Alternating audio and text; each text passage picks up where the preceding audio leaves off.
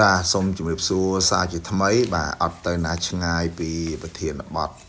ហ៊ីមហ៊ីមនេះទេដោយសារខ្ញុំបានប្រើផ្ទាល់ហើយក៏បាន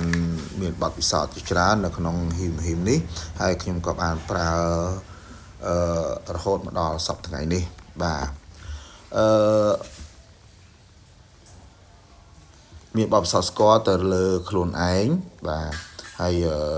ភរិយារបស់ខ្ញុំមុនដំបូងខ្ញុំនិយាយអំពីបញ្ហាផ្ទាល់ខ្លួនបាទការដើមឡើយខ្ញុំអាសាកុសខ្យល់បាទក្នុងមួយអាទិត្យគឺខ្ញុំកុសខ្យល់2ទៅ3ដងគឺខ្យល់របស់ខ្ញុំគឺកុសមិនតាន់បាត់ស្នាមទេគឺកុសទៀតដែរបងប្អូនមួយអាទិត្យ2ដងឬក៏3ដងបងប្អូនគឺមិនងាយបាត់ស្នាមទេមែនទេអ្នកជិតខាងសួរថាហេតុអីកុសខ្យល់រហូតយើងអត់ដឹងថាខ្លួនឯងយ៉ាងម៉េចទេដោយសារយើងក៏បានទៅពិនិត្យឈាមដែរយើងព្រោះអីយើងញ៉ាំបាយធម្មតាសុខភាពយើងធម្មតាប៉ុន្តែយប់ឡើងយើងគេងមិនលក់ធ្វើឲ្យសាច់របស់យើងញាក់ដូចជាអង្កែបប្រឡាក់អំបិលអញ្ចឹងហើយក្នុងត្រចៀកយើងគឺដូចម៉ាស៊ីនដេរបាទហើយពេលដែលយើងធ្វើដំណើរទៅណាមកណាគឺអាសាល្វើយអស់កម្លាំងពេលខ្លះក៏អង្គុយយូរវិលមុខស្ពឹកដៃស្ពឹកជើងហើយមួយខ្ញុំក៏សម្រេចចិត្តទៅជុះឈាមមើលយើងខ្វះជាតិស្ករហើយឈាមយើងបានតែ8កន្លះទេគឺឈាមសឡើងខ្ពស់ជាងឈាមក្រហមនេះបណ្ដាលមកពីចរន្តឈាមយើងដាក់បានល្អបន្ទាប់មកវាទៅលើភរិយារបស់ខ្ញុំគឺគាត់មានបញ្ហាគិះដោះនិងគិះដៃស្បូនបាទគិះដោះនោះគឺគាត់មិនដឹងជាកើតពេលណាទេប៉ុន្តែយើងដឹងពីគិះដៃស្បូនបាទគិះដៃស្បូនរបស់គាត់កើតរយៈពេល12ឆ្នាំកូនខ្ញុំទី1បាទគឺគាត់មានបញ្ហាវះបាទឆ្លងទន្លេគាត់វះតែវាមានគិះនោះ6គ្រាប់ប៉ុនចង្កឹះទេយើងក៏បានកាត់ចោលប៉ុន្តែនៅក្នុងគិះនៅក្នុងដៃស្បូនរបស់គាត់មានបញ្ហាកន្ទួលដូចជាស្បែកមាន់នេះគឺជារោគសញ្ញាដែលគិះនឹងវាកកើតអានេះយើងបានឮពេទ្យគាត់និយាយមកវិញ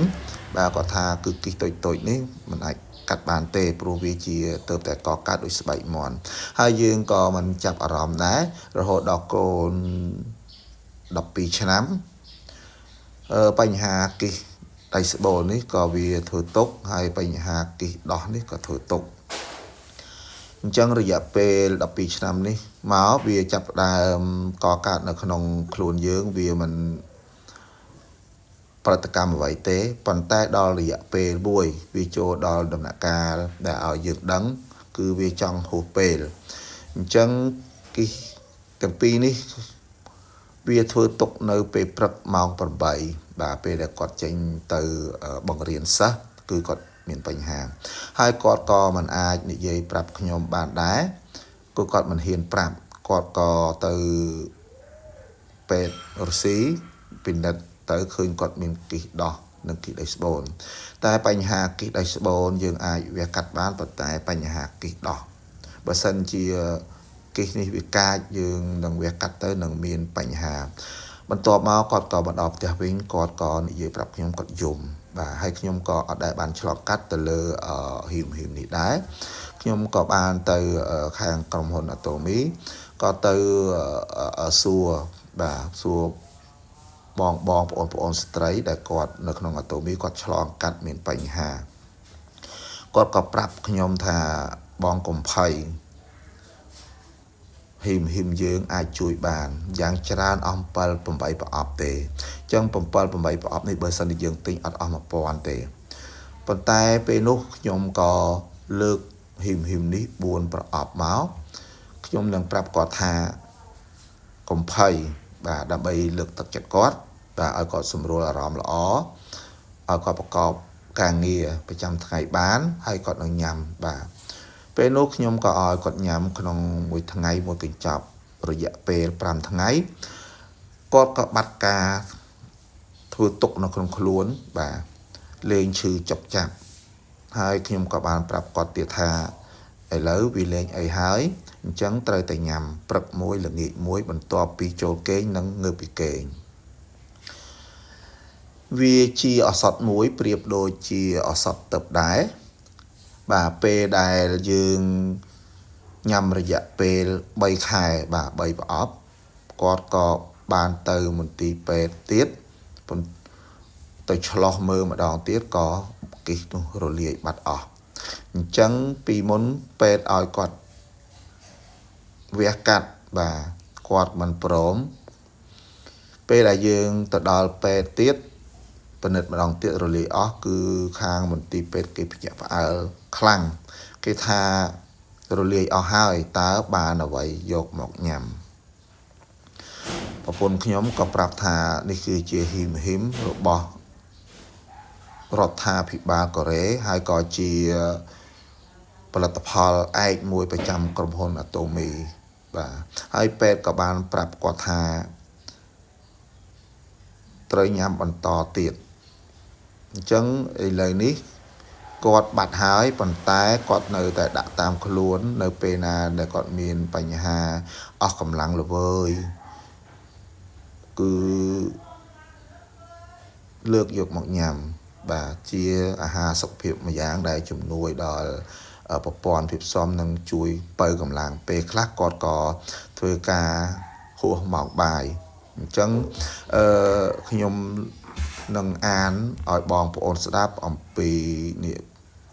ពិភពលោកបានស្គាល់មុខងារប្រព័ន្ធភាពស៊ាំនៃហ៊ីម៉ូហ៊ីមរួចមកហើយបាទ